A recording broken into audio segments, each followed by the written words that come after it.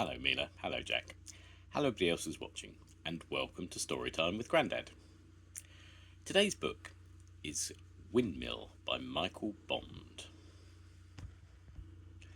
Windmill is a donkey. He is short and stubby, and he lives on the island of Crete. But his fame has spread far and wide. People who know about these things nudge each other when they see him coming, and they always treat him with great respect. And they still remember the day he first came by his name, high up in the mountain on the plain of 1,000 windmills. In those days, he was known simply as Old Hee-Haw. The plain where he lived was green and fertile, and it was kept that way by water drawn up out of the earth by all the windmills. There used to be almost as many donkeys as there were windmills, and Hee-Haw and his friends spent their time carrying the produce from the plain to the towns and villages at the face of the mountain. Hee-Haw was reckoned to be the strongest of all the donkeys, and he was happy in his work, asking for nothing except food and water and somewhere to rest at night. Hee-Haw, hee-haw, he used to go as he scrambled down the rocky slopes. Watch me, see how much I can carry. And then one morning he heard a strange noise. Honk honk, beep beep beep. The noise grew louder and louder every moment. Suddenly he had to jump for his life as a huge lorry piled high with fruit and vegetables roared into view. Honk honk, it went gleefully as it thundered past. Beep beep beep, watch me. I'll be in the market before you. Hee-Haw could hardly believe his eyes. But there was worse to come. The very next day he met 2 lorries, and the day after that there were 3.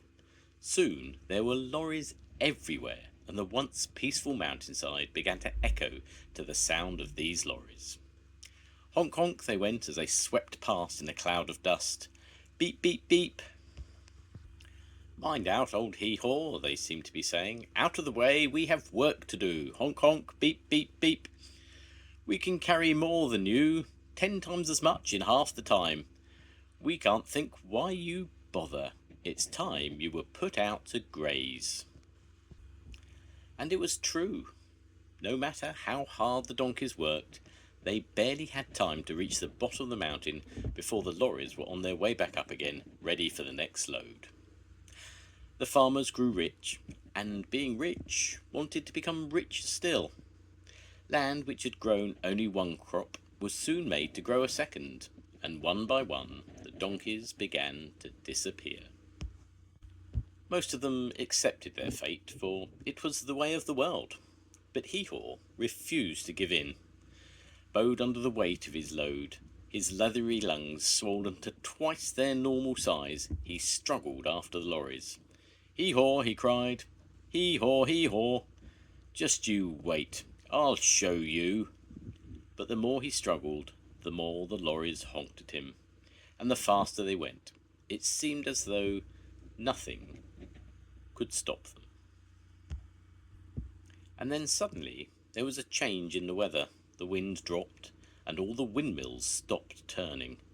Such a thing had never been known before, and gradually an enormous quiet settled over the plain.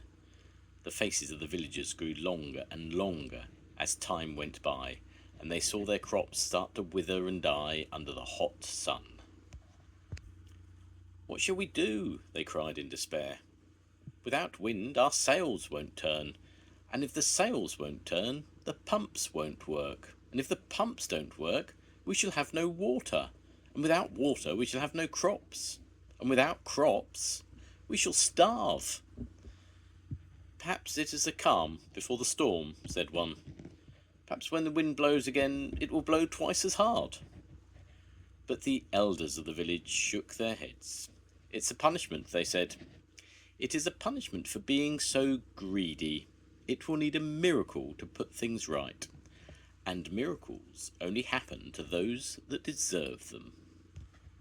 Hee-Haw felt sad as he moved around the empty plain. If only I could do something to help, he thought. He gave a deep sigh, and as he did so, the dried up grass at his leg rippled in the still air, and an idea floated up into his mind. Hee-Haw grew more and more excited as he thought the matter over. He did have one thing that no one else had, and that was the biggest pair of lungs on the island, lungs that had grown larger and tougher through chasing all the lorries. Gathering himself together, he stood up and took a deep breath, filling them so full of air it felt as if they would burst. Then he looked around for the nearest windmill. At first, no matter how hard he blew, nothing happened. But he puffed, and all at once there was a crack from the sail as the centre billowed out and it started to turn. The breeze from the first windmill blew against a second, and a moment later that too started to turn. Soon there was an answering creak from the third windmill, then a fourth and a fifth. The sound brought the villagers rushing from their homes. "The wind!" they cried. "The wind has come at last!" And there they stood, hardly able to believe their eyes as they saw what was happening. Suddenly, one of them sounded the horn on his lorry. "Honk, honk, beep, beep, beep. Come on," he shouted. "Come on, Hee-Haw. Blow, blow, blow as hard as you can." Honk, honk, beep, beep, beep. One after another, the other horns in the village joined in. The noise was deafening. It woke the other donkeys, and when they saw what was happening, they followed Hee-Haw's lead and began to run hither and thither in and out of the windmills, blowing for all they were worth. The steam from their nostrils rose and formed a tiny cloud, and the draught from the sails carried it up into the sky until it reached a point where it seemed to hover for a moment and then turn in on itself, swirling and whirling as it formed new and stronger winds, sucking air from all around. Soon all the windmills were turning faster than they had ever turned before, and the fresh water came gushing up out of the earth to flood the plain. There was dancing and feasting all that night on the plain of 1,000 windmills. People from miles around came to congratulate Hee-Haw and all the other donkeys, and so give thanks. And so that his deed would never be forgotten, they decided from that moment on they would always call him Windmill. Windmill no longer minds when he sees the lorries on his mountain, for he knows that not all of them put together could ever have done what he did. They seem to know it too, for they always pull into the side of the road when they see him coming, and sometimes the drivers lean out of the cab and give him a carrot or two. And as he goes on his way, they give him a friendly toot. Honk, honk, beep, beep, beep. Good old Windmill, they seem to be saying.